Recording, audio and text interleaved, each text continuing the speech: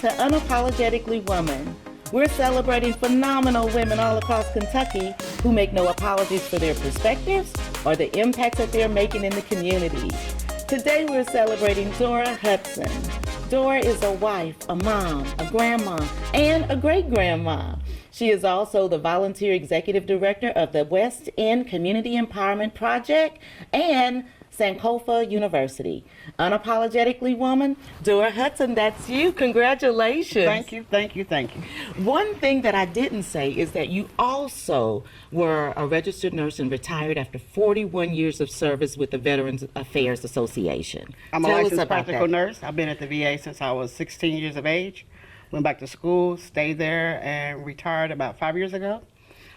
And it was just a great opportunity to serve. Well, that retired is a soft thing because you didn't stop being busy just because you retired.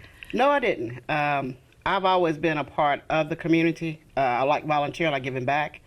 When I became a part of the West End Community Empowerment Project, it was after a stint with the Charlotte Court Empowerment Project, which was a part of the unease, unsettlement in Lexington, Kentucky with the Tony Sullivan situation. And I participated in that at first, and then we expanded into the West End because of the fact that it was an exclusion of the community that surrounded the Charlotte Court, and that's where it started. And so from there, we've just continued to grow, and now we serve Lexington. And so those that don't know about the Tony Sullivan incident, you want to give a little bit of background about that? It was an incident that happened, and I can't tell you how many years ago, but it was a long time ago, and where a young male was shot by a police officer, and it became not a good situation for the Lexington community, but there was some uprising, there was some rioting on the east part of Lexington, and at that time the community came together with the urban county government and other entities of the community to see how we could start looking at how we could solve violence in our community and how we could provide opportunities for youth. And so you retired and you stepped right on into that role, because that's a volunteer role. Actually, I stepped into that role while I was working. Oh, see? I've been with the West End Community Empowerment Project going on 29 years. Wow. So I worked and I worked there. So I'm 1 year from 30 years being with the West End. Wow. That's incredible. That is absolutely incredible that you were able to do both of those roles at the same time. How does your Christian faith work and intertwine with all of the things that you do for other people? My faith is what kept me there. My faith is what sent me there. As a child, I came up in the church, still in the church, but my childhood in the church was awesome. It was people that gave back to us who served multiple jobs. They were older women and men who worked hard, but had enough time for us. So that's how I felt like I needed to do with my life. And I started out with my kids playing sports in the parks, being the mom that never was picked to do anything, but did everything. And then at church, I always worked with youth. I'm just a person of service. And I feel like that's my gift from God. And I feel like if I don't use it, I'll lose it. And I think it helped me through some challenging times. As being a part of the WESEP, I lost a son to gun violence. And one of the things my faith taught me how to do was to forgive. And I think when you can forgive, your life can have a perpetuate moving forward. The young man that killed my son, he couldn't give my son life back, but I could give him life. He was supposed to do a 20-year stint. He got out in 3 years based on me. So like he had more to give out than he could give in. And so that's what keeps me moving forward. I feel like we can impact on one life. And I've kept up with him very little, but I hope he's doing well with his life, because when he went in, he had a son, and I felt like his son needed him. And so my son, he gives me that courage, even though he's not here. I would think it would take a tremendous amount of courage to go and advocate for the person that killed your son. It does, but it takes a lot of faith, a lot of believing. And not only that, I didn't want to still be in the same spirit of when that happened. Because when that happened, I was with about 100 kids on a trip from the center in Virginia Beach. So as we arrived, that message arrived to me that my son had been killed. And so at that point, I kind of lost some sight on how could things like that happen. But then being a person who has provided service in the hospital, I know it can happen, but you don't know that it can happen until it happens to you. And so I tell our parents that our kids are our light, our beam. And when we have kids, that we sometimes fall away from you and what you believe and how you teach. And sometimes we have to will them back in, or sometimes we suffer the consequences of their behavior. And when that happened, it was two kids that actually knew each other, but it was because of other people's involvement caused that to happen. And so I didn't want to live with that for the rest of my life, that this person, that I didn't forgive him, that he couldn't move on, if he seen me. And so when I met with him after he was released, I talked to him about his situation, and I told him that I wished him the best. And I also told him that if he fell out on the street, I would do again to give him life. And so that's what keeps me strong. I know that we can keep inward. So when I see kids and youth and adults and we talk about violence, I don't think we're going to ever prevent it or stop it from happening. But I think that we can have some closure. And I think a lot of parents out here don't have closure. And so they suffer, or they want something to happen to the other person who might have caused that conflict or caused that pain. But what happens is you stay in pain yourself. You never get over that pain. And I think your life is shorter because you stuck. And I didn't want to be stuck. I wanted to still be involved with people, and especially young people. Let's say his name. We haven't said your son's name. My son's name is Wim LaRon Murphy Clyte. Say it again. Wim LaRon Murphy Clyte. We're not going to let that... Never. He's coming up on, this May, be 20 years.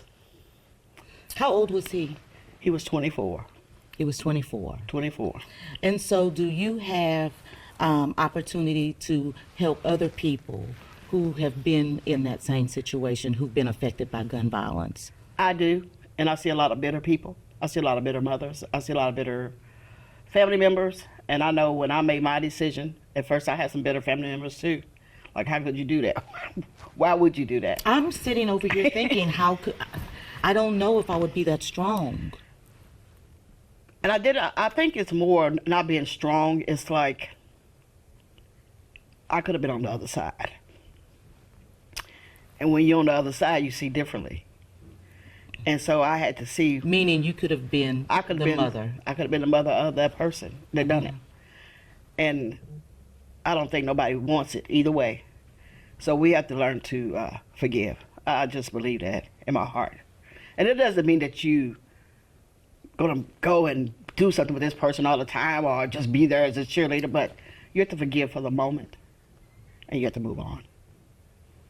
Wow. I just think that it takes a lot of strength and courage, and, not to be from a point of vengeance, but from a point of salvation for the little boy that was going to grow up to be a man, on the other side of that. Yeah. I think that's incredible. Thank you. I think that's incredible. So tell us about the university work. What is that about? Sankofa, we started out working with adults at the West End. And some of the concerns that most of the parents had was about their kids. So we started, we was a partnership with the Urban County Government Department of Youth Services. Mm-hmm. And Melvin Cowan was just huge in promoting community-based programming. He thought that social services was excellent, but it was better out in the community. So it teamed up very collectively with WESEP. And at that time, it was Melvin Cowan, Tanya Clark, which is a social worker there, and an outside person, Dane Wilson, and myself, that we teamed up together and formed the Sankofa University. And that was dealing with teens. Well, when you deal with teens, you had a lot of parents who work, so they bring their siblings, which are younger. Right. So we was never planning on dealing with that, but when we found out that when you go start talk about prevention, sometimes the younger you get them, the better you are. Mm-hmm. When you start getting 14 and 15, a lot of things have been learned, taught, not right. And so trying to undo a lot of that sometimes is very difficult. So we started doing kids from kindergarten to the 12th grade. And now, and we focused on 2 points, academics and performing arts. We felt like a lot of people focused on the sports, but we think the arts can do a lot of healing. It can cause a lot of learning. It can cause communication, connection. So our focus is the arts, and academics is math and language arts is our focus. So through that, we have prevailed. And we started out, we wasn't a licensed facility. Now we are a licensed facility. And that was just so we could be able to serve more people. Mm-hmm. And that helped a lot. And we was pretty much focused on the West End. And then all of a sudden word got out. We're not a big advertising organization, but we stay full, and kids come from everywhere. And it's just not the inner city, it's the suburbs. It's some of your private schools, it's some of your home schools. Mm-hmm. So it's not without its flaws, but it has a lot of love. And that's what makes the difference, I think, in that program. And do you think that having this program and providing, other alternatives for kids is one way of prevention? Oh, I think it's a bottom prevention. If it wasn't for my church, I tell people I learned a lot from church. I learned how to dance at church. I learned how to cook at church. I learned how to sing at church. I learned how to garden at church. Church was my life. And because a lot of churches, we don't have that anymore, I took it to the center. And so people that bought in, and Tanya Clark and I both, we don't brag about who we are, but we both AMEs, African Methodist Episcopal, as our religious background. And so we all received that type of upcoming and upbringing. So we're very adamant about that being there. And so that kind of just makes me think that my church life was my best life. And so if it was good for me, it's good for them. And so let's get it done. Let's get it done. Let's get it done. Let's reduce the violence. Let's increase educational competencies and all of that, so that when we look back in 20 years, we're going to see these kids graduating from college. And we do. And we see them all. We see them all over the world right now. How does that make you feel? And it makes me feel good because my daughter, who is now 35, she probably say, "Mommy, I'm 36." 35. She came up through WESEP at a time that it was, for her brothers, one being killed, one going to prison. So her likelihood of surviving was not great. Her likelihood probably of just doing the right thing wasn't. But WESEP provided her opportunity that I think the school didn't. I think the church, it caused her to bloom. And she kind of followed in my path. She's a nurse. She's a manager. Congratulations. She's a manager for dialysis, which is something that's important to African Americans because we are a large population that receives dialysis. That's right. And so that was something that I never thought she would do. I knew she would give back, but I didn't think it would be there because she always talked about babies. But she has a job that she loves, and she loves the people that she serves. And she also still works at the center. She's our drum instructor. She's our promoter. And so she's my light. She lets me know that WESEP is good. And for her to continue to come back now. Because you see it. I see it. Now her kids are there. Uh-huh. So we have generations of kids now. So that lets me know that we meant something to them. And so prevention, I don't think you can go without. I hear so much about, what are we going to do about the violence? What do you think about that? What are we going to do? I think we can talk a lot, but I think we also have to do a lot. I think it just sounds good gathering. And I'm not a meet-to-meet person, just like we're coming here today. I'm really not that type of person. Mm-hmm. Yeah. I hear. But one of the persons who told me about this, her kids have been there, her grandkids are there, her son's there, and she kept on saying, "What are you going to do?" I said, I'll get with them, But I'm just not that type of person, so bragging on myself is my blessings from them. That's why I see my brag. Hey, I remember, you know. Mm-hmm. So coming to things like this, it's good, but it's just never been a part of my count. It's not anything you really signed up for. No, I didn't sign up for it. Well, listen, you were talking about singing earlier, and I heard that you will always be singing and you don't know the words to none of the songs. That's correct. I love singing. And I can carry a note, but it might not be the note or the words to the song that you have out there. But it's something I enjoy doing. So, yeah, I sing all the time. Well, Miss Dora, I'm going to kick it to you for the last word. What kind of advice would you give young girls, young women, actually anybody who might be watching today and seeing the work that you're doing? I would like to tell them that what you want is there. It might take a lot of steps, but if you continue to climb, you can reach it. And I could just tell you that I came up with a father and a stepmom. And my mom loved me, but she couldn't raise me. So don't make an excuse for why you can't. It might be difficult, but it's always going to be a challenge. Life is a challenge. But the challenge is for you to stick with it, achieve it, and be who you are. And be the best you. I love you, Miss Dora. You guys, there is nothing else for me to say after that. Continue to watch as we celebrate other phenomenal women on Unapologetically Woman. We'll see you soon.